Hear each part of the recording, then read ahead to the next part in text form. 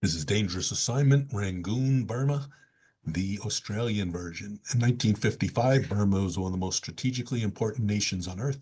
Newly independent from British rule, this Southeast Asian country shared a 1,000-mile border with communist China, making it a flashpoint in the escalating Cold War. The capital city of Rangoon, with its golden Shwedagon pagoda gleaming above the jungle canopy, had become a crossroads of international intrigue. Prime Minister Yu Nu walked a tightrope of neutrality while American, British, Chinese, and Soviet agents maneuvered for advantage in the shadows. Just months before this episode aired, Secretary of State John Foster Dulles made a surprise visit to Rangoon, the first ever by an American Secretary of State, underlining just how high the stakes have become in this corner of the world. Tonight, Lloyd Berrell stars as Steve Mitchell in this Australian production from Grace Gibson to Transcriptions. When the commissioner needs a problem solved in one of the world's most dangerous regions, only one man gets the call. Welcome to the jungles of Burma. This is Dangerous Assignment. Singapore. At all the places of the world where danger and intrigue walk hand in hand, there you will find Steve Mitchell on another Dangerous Assignment.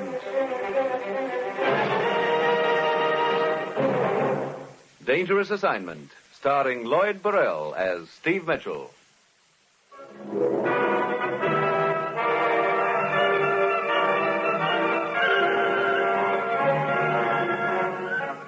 Yeah, danger is my assignment. I get sent to a lot of places I can't even pronounce. They all spell the same thing, though. Trouble. But when I walk into the commissioner's office, I don't realize this assignment's going to prove you can sometimes hook the biggest fish of all right in the middle of a freight train.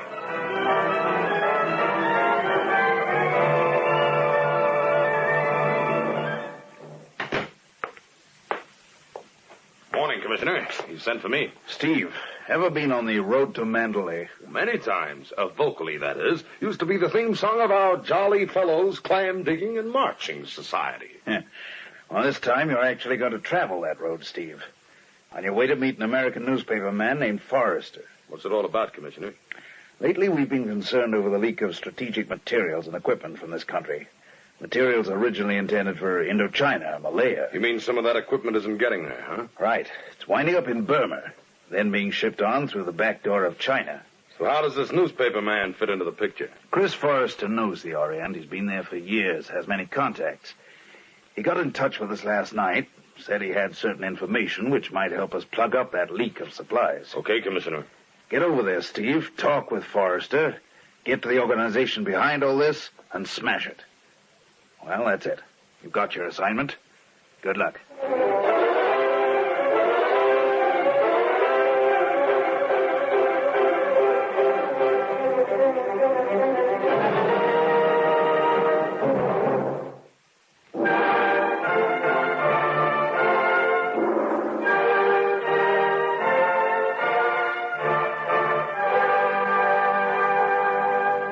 Sure, I've got my assignment. Hit the road to Mandalay, check with a foreign correspondent there named Chris Forrester, and hope the information he has will help us plug up the leak of strategic materials and equipment. It's late Friday evening when my plane settles down in Rangoon. I check in at the Strand Hotel, but Forrester hasn't arrived. Seems the train from Mandalay is overdue. I head for the depot, and that's when I spot the gent in the white suit tailing me. The same gent who was standing near the hotel desk when I asked about Forrester. I try a fast maneuver to shake him, clever ruse number 37B, and it works. I wind up on the main street again and hail an approaching cab. Then, as I open the door, I realize clever ruse number 37B isn't so clever. The gent in the white suit is sitting in the back seat of the cab, and somehow I feel it wouldn't be smart to turn down his invitation. Do get in, Mr. Mitchell. Okay. Pretty fast on your feet, aren't you? I think so. All right, driver.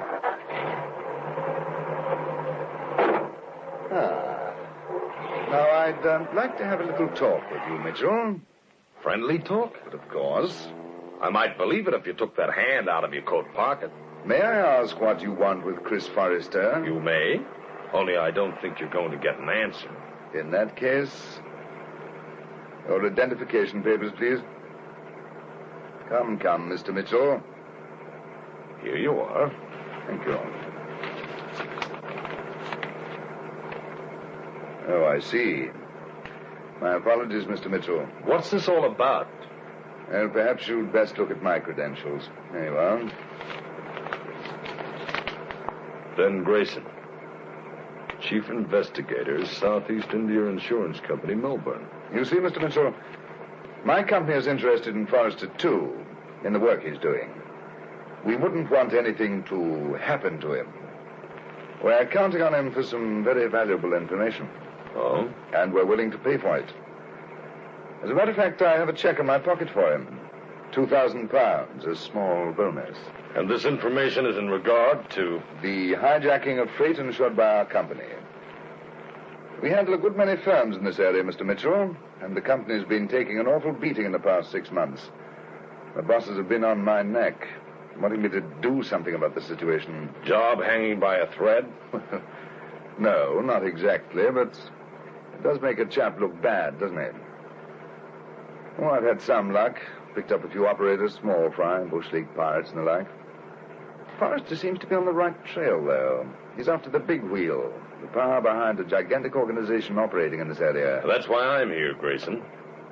Well, as they say, glad to have you aboard.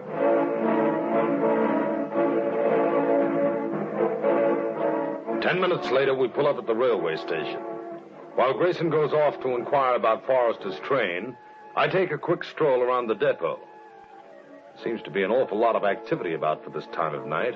A lot of people milling around, workmen mostly, and 2 platoons of government troops are headed along the loading platform. I watch as they pile aboard the waiting train. Steve! Yeah, what is it, Grayson? Trouble. Plenty of it. The night train from Mandalay, the one Forrester was on. What about it? Guerrillas attacked it 30 miles out of Sinteo, derailed it. What? Robbed the passengers, left 3 of them dead. Oh, great. The report didn't say who they were.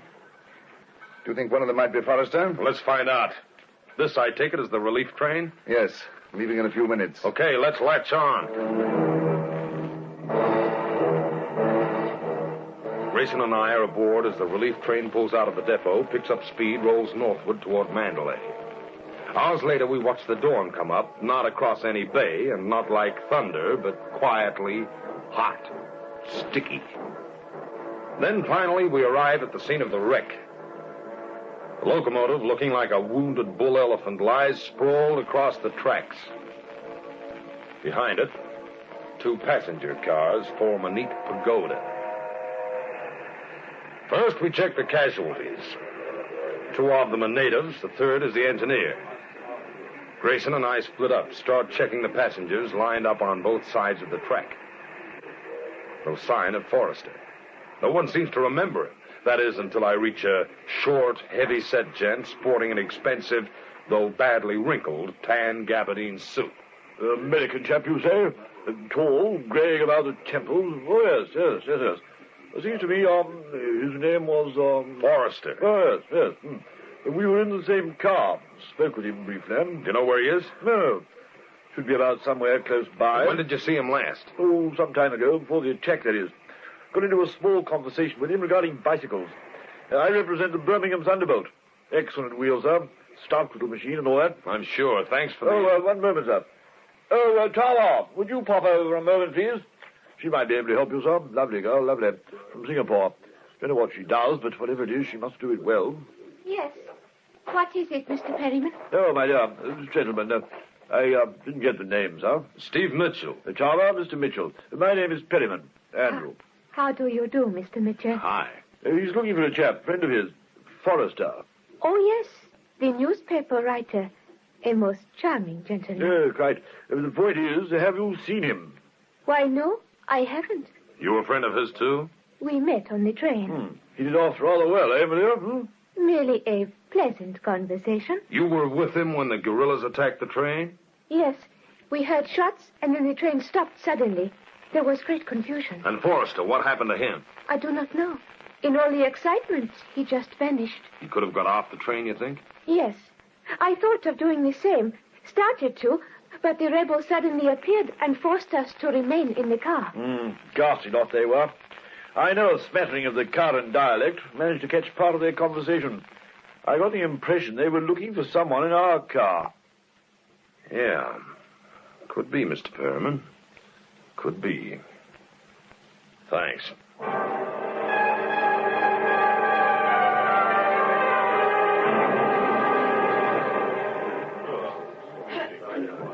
Steve? Oh, Steve. Oh, Grayson, been looking for you. I haven't had a bit of luck. How about you? I haven't found Forrester, but I think I'm onto something. Oh? I've been talking with a couple of passengers who were in Forrester's car. I've got an idea he skipped out. What? Yeah. I think he knew it was something more than just a raid to grab supplies, that the guerrillas were after him, too. So assuming Forrester ducked off this train... He's probably out there somewhere, hiding in the jungle. Or if there's a village nearby, he might be headed for it. Let's find out. We do some fast checking. We find out that there is a village not too far away. We also find a native who will lead me through the jungle to it. Grayson stays on at the scene of the train wreck in the event that Forrester doubles back. I follow my native guide into the jungle. We don't get very far before we run into someone else on the trail. Good morning. Morning. You, lost? Lost? Oh, but no. I was just out for a stroll. I understand it will be some time before the train is ready to take us on to Rangoon. That's right. You were one of the passengers? Yeah. My name is Herstall. August Herstall. I have a plantation near Mandalay. And you, mynheer? Oh, just a tourist. Name's Mitchell. I see. And you, too, wish to stretch your legs, huh? The train ride is a tiring one, is it not? Yeah. I was about to return to the train. Shall we go back together? Oh, no, my friend and I will push on a little further. A word of caution, gentlemen. Do not venture too far. The jungle is treacherous. Thanks for the advice, Herstall. We'll be careful. The slight bow from the waist Herstall turns, walks down the trail, disappears from view. The guide and I push on, and the jungle gets thicker, the going rougher. Finally, I call a halt. Why you want to stop? The village is only... Just pipe down for a minute, Buster, and listen. A bird of the jungle. Anything else? I do not hear it now. But before, I think there's somebody else on the trail. Yeah, somewhere behind us, following us. You stay here. I will go back and see. No, you keep going along the trail and make some noise about it. I'll wait here. Okay, you boss.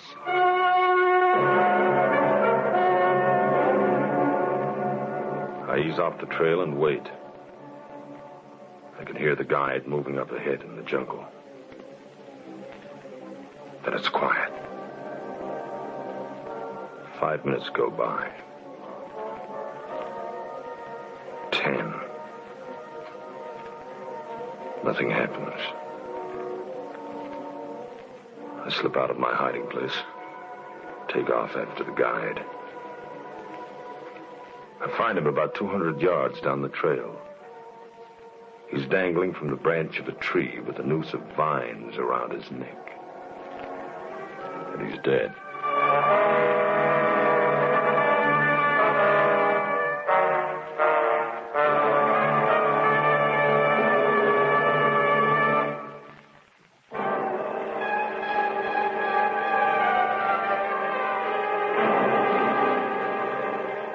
I cut the guide's body down from the noose of vines and bend over him.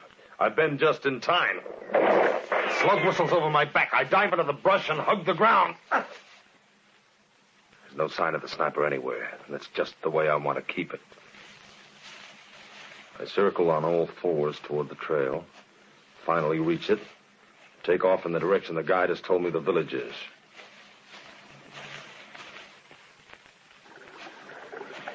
Half an hour later, I reach the river. I start along the bank, Then I spot somebody kneeling by the edge. I ease up quickly. Sorry to startle you. I wasn't sure who it was. Doing the weekly washing? Yes. Look, Miss... I am Anine. Well, maybe you can help me, Anine. Have you seen a tall American around here lately? His name is Forrester. No. There has been no American. But some guerrillas passed by here. Guerrillas? How long ago? Only a short while. Probably beating the brush for Forrester. Well, this is just great. I've got guerrillas ahead of me and guerrillas behind me. Unless the sniper was one of the passengers from the train. What? Oh, skip it. Which way's the village from here? That way. Okay, I'll... What is it? Nothing. Thanks for the information. I walk out of her sight, and then I stop. Anina's given me more information than she realizes. In her pile of washing, I spot the cuff of a man's white shirt, and it doesn't look like the native type. I wait. Pretty soon, she comes along the trail, looking back to see if she's followed. I keep in the brush to one side of the trail and stay with her. She leads me to a hut, half hidden in the underbrush, and disappears inside. I wait a while. Then I pop in after her. A tall blonde guy stretched out on the mat sits up fast. Hey! He is the one I was telling you about. Relax, Forrester. Who are you? Steve Mitchell, the guy who was supposed to meet you. Here's my credentials, Forrester. Oh, brother, am I glad to see you. How'd you find me? Spotted your shirt in the girl's washing. She was trying to get the blood out of it. Shoulder wound, huh? Yeah, but not bad. From the guerrillas? Mm-hmm. When they jumped the train. I had a hunch they were after me as well as the supplies on the train, so when they raided it, I took off fast. That's when I collected the slug. They followed me, but the girl here hid me and patched me up. I guess she thought you were after me, too. I did not know who you were. Forrester, those people who got friendly with you on the train. Perryman? And the girl Tava.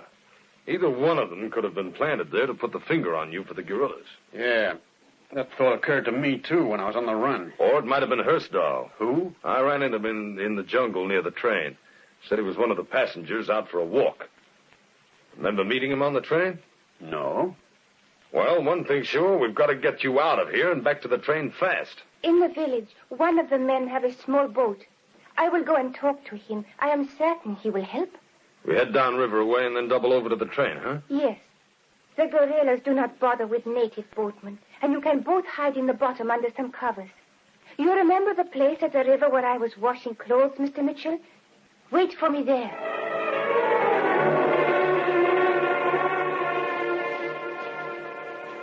Here's the spot Anine wants us to wait, Forrester. Good. It didn't come any too soon. Look, just in case we get separated, you better give me what information you have on this hijacking racket. Right. The head man's a guy the natives call Loci, but he's a white man. Huh? He's the string that holds it all together. Without him, it'd collapse. Do you know who this Loci is? 3 nights ago, I got a quick glimpse of him in Mandalay at a payoff. They spotted me, and I had to get away fast. But I didn't recognize him if I ever saw him again. No wonder he's trying his best to have you knocked off. How does the racket work? Well, the hijacked supplies and munitions are recrated and reshipped to dummy addressees on the coast of Burma. Non-existent planters, exporters, etc. I see. And then what? It's hauled across Burma to Mandalay and then flown by chartered plane into China. He has no trouble with the local rebels because he pays them off and they leave his shipments alone. Sounds like that'd take a lot of dough. Loci doesn't use money. He pays them off in foodstuffs. That causes a food shortage in the big cities, so then he runs a black market. Brother, he works all the angles, doesn't he? Sure. For instance, 2 weeks ago, when the rebels blew up the water pipes that supply Rangoon, Loci's boys moved in fast and did a big business selling water at so many annos a bucket. This is one smart fellow we're talking about. Well, at least when we get back to the relief train, you can trade your information for 2,000 pounds. That insurance investigator. Grayson? Yeah, I talked to him a couple of times last week in Mandalay. I guess he's on a spot with his company until his thing's cleared up. Well, I can sure use the dough. Hold it. On the river, just coming around the bend. Small boat. That's Arlene in it, wearing men's clothes. Yes, so it is. I wonder what happened to the boatman. This is as close as I can come to the bank. Okay. Let's go. Where's the boatman, Arlene? He was sick, so he told me to take the boat. I see. Here, Forrester, I'll give you a hand aboard. Thanks. Okay. You had better get under the tarpaulin near the bow. Right.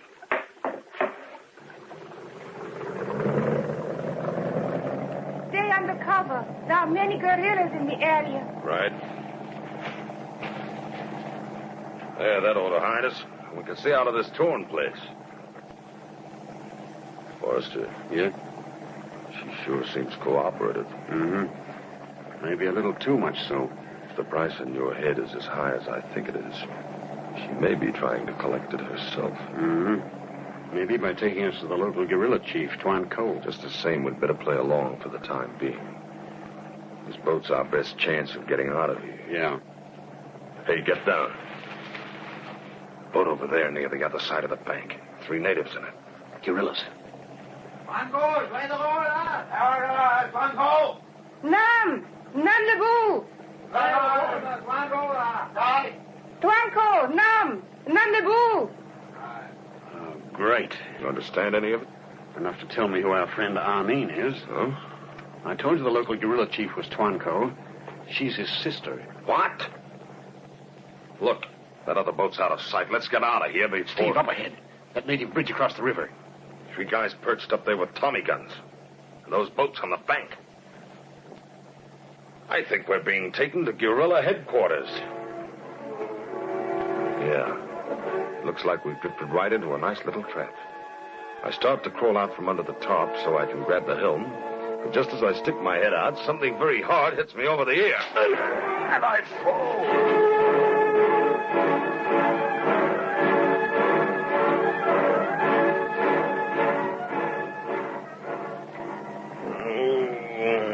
You okay, Steve? What? Oh, Forrester. Where are we? Safely downstream, almost to the place where we get off. What? Hey, what happened? The last I remember... You got hit on the head. Arlene, you better fill him in. I saw you start to crawl out from under the tarpaulin, Mr. Mitchell. I was afraid you would do something rash, so I hit you with this wrench to prevent them from seeing you. You sure pack a mean wallop. Then you weren't going to turn us into the guerrillas. Oh, no. It is true my brother is their leader, but it is also true I am opposed to what he is doing.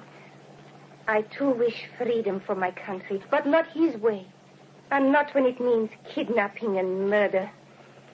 I remember the war. There was so much bloodshed then. You've got a good memory, Arlene. A lot better than most these days. Thanks.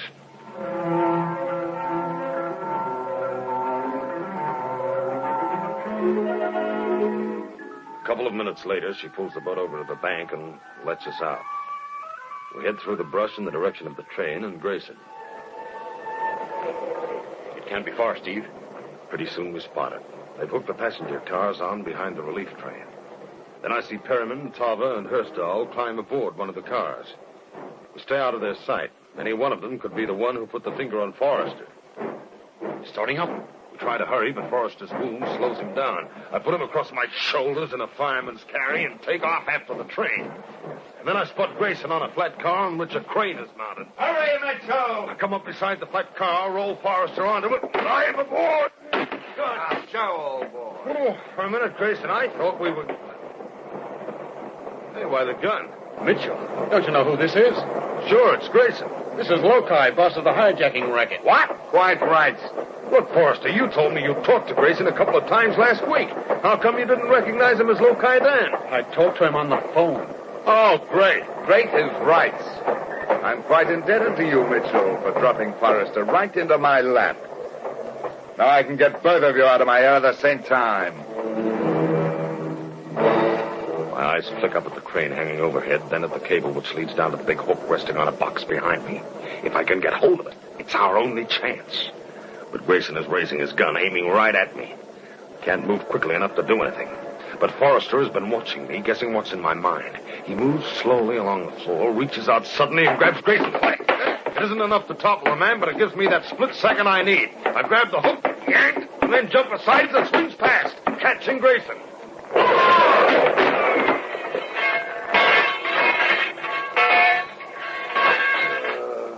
Thanks, pal. Brother, he's out like a light. Put out of business in more ways than one. Quite an act he was putting on, the hard-working insurance investigator. Yeah, it was quite an act, until it got broken up.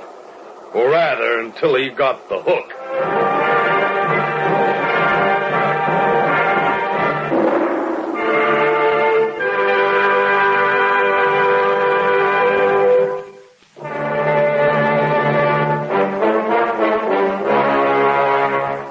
Dangerous Assignment, starring Lloyd Berrell as Steve Mitchell.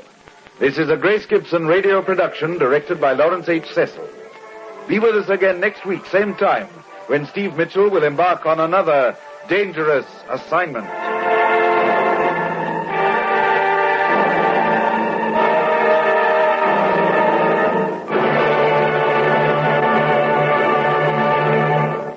This is NBC, the national.